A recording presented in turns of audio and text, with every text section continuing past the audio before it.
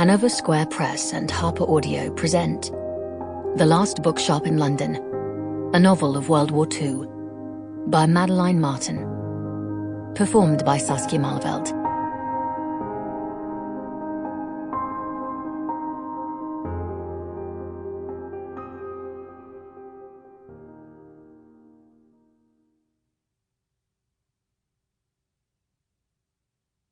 One. August, 1939. London, England. Grace Bennett had always dreamed of someday living in London. Never did she imagine it would become her only option, especially not on the eve of war. The train pulled to a stop within Farringdon Station, its name clearly marked on the wall inside a strip of blue set within a red circle. People hovered on the platform, as eager to get on as those within were to get off. They wore smartly cut clothing in the chic styles of city life, far more sophisticated than in Drayton, Norfolk.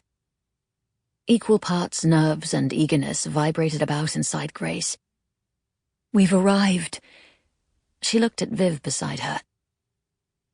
Her friend clicked the top on her lipstick tube closed and gave a freshly applied vermilion smile.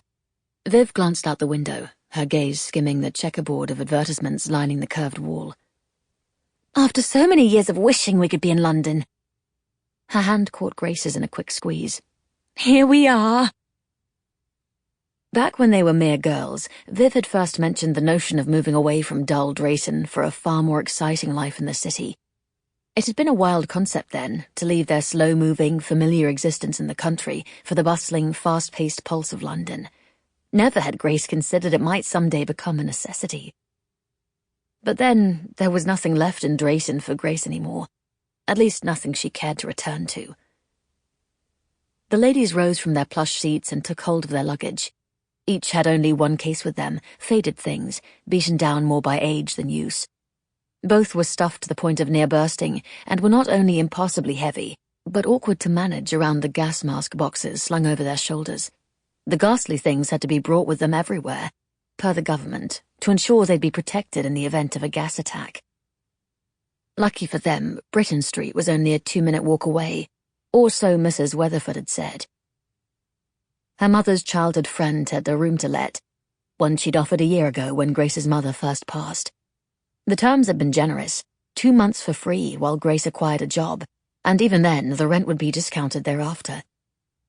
Despite Grace's longing to go to London, and despite Viv's enthusiastic encouragement, Grace had remained in Drayton for nearly a year after, in an attempt to pick up the pieces of her broken existence. That was before she'd learned the house she'd lived in since her birth truly belonged to her uncle, before he moved in with his overbearing wife and 5 children, before life as she knew it shattered even further apart. There was no room for Grace in her own home, a point her aunt had been eager to note often. What had once been a place of comfort and love became a place Grace felt unwelcome. When her aunt finally had the temerity to tell Grace to leave, she knew she had no other options.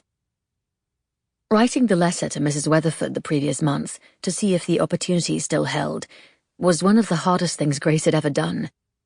It had been a surrender to the challenges she faced, a terrible, soul-crushing failure, a capitulation that had rendered her the greatest failure. Grace had never possessed much courage. Even now she wondered if she would have managed her way to London had Viv not insisted they go together. Trepidation knotted through her as they waited for the train's gleaming metal doors to part and unveil a whole new world. "Everything will be brilliant," Viv whispered under her breath. "It will all be so much better, Grace, I promise."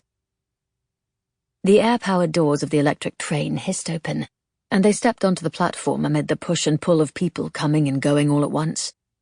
Then the doors shushed closed behind them, and the gust of the train's departure tugged at their skirts and hair.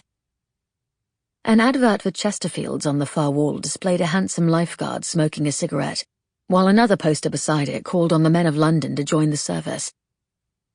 It wasn't only a reminder of a war their country might soon face, but how living in the city presented a greater element of danger. If Hitler meant to take Britain, he would likely set a sight. Sample complete. Ready to continue?